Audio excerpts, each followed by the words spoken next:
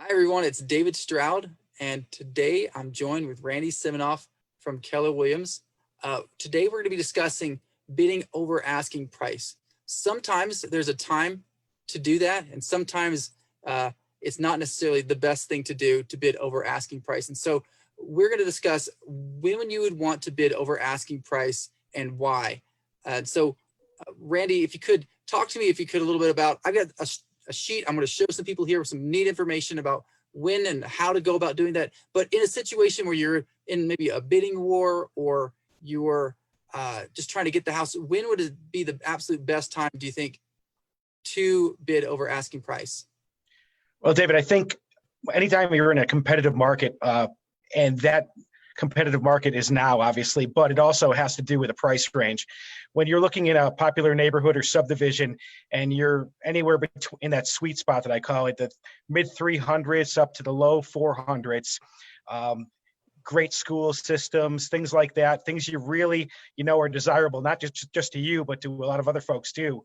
You need to speak with your agent representing you on the buy side to find out, if he or she can do their homework. First off, to see if there are going to be multiple offers. If there are going to be, you really have to ask yourself, how badly do you want to live there? And if you really, really want to, you can see your family living in that home, you need to be prepared to probably go over asking price in order to get it. I think so. I know a lot of people talk about scarcity and abundance mentality, and I think that you have to look at them and see, do I want to build memories here? Is this where I want to see my kids grow up? Is this where I want to be able to put that Christmas tree in the corner? As my significant other already envisioned what we're going to do with this thing or that thing, how badly do I want it? And to think, okay, we were discussing earlier about if for about every $1,000 that you put down, or you ask for, you purchase your home for about every $1,000 more, whether you're putting it down as a down payment or increasing your offer, it's that $1,000 equals to approximately $6 in a payment per month. So if you're putting down $10,000 more, you're looking at maybe $60 more per month. So you think, is it worth $60 per month for me to get the house I want and have it as a done deal or not?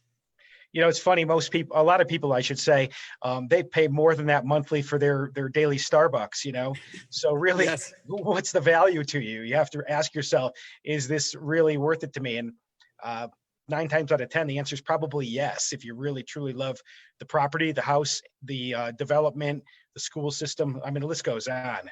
Right. Or if it's just maybe a really nice dinner out to eat, like, all right, we're gonna budget, or turns out we're gonna cut one of these subscriptions that we're probably not even using that much anyways. Get rid of that subscription that you're not using so you can budget appropriately to get into the home that you want. Absolutely.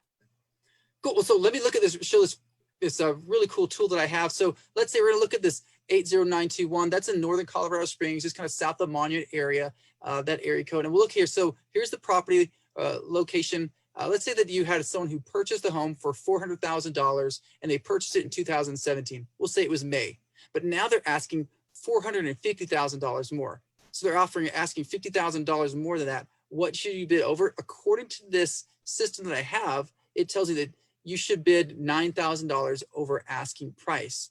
And you think, well, that's a lot. Why would I do that? And what's going to be the benefit? Well, if you look at what the appreciated value of the home in the area is expected to be in the next 5 years, that's where the true benefit comes from. You're paying a little bit more than what they're asking for, but you get the house.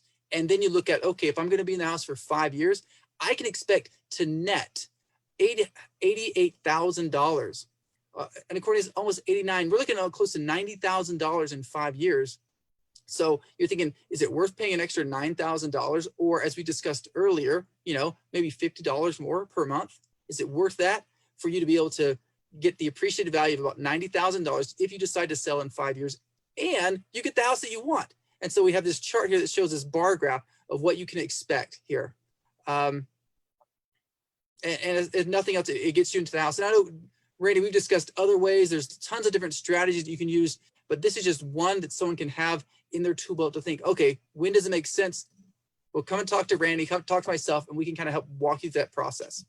Yeah, this tool is great. It's really going to help you accurately pinpoint what you should be bidding on a house. And, buying a house is a big part of it is an emotional decision. $9,000 to you over the term of your loan, like David said, $50, $60 a month, but $9,000 increase over an asking price to that seller, that's $9,000 of immediate cash that he or she will see.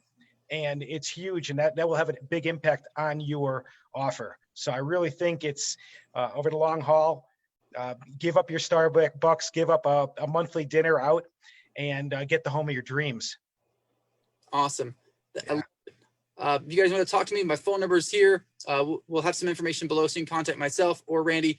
Thank you so much, everyone. Thanks, folks.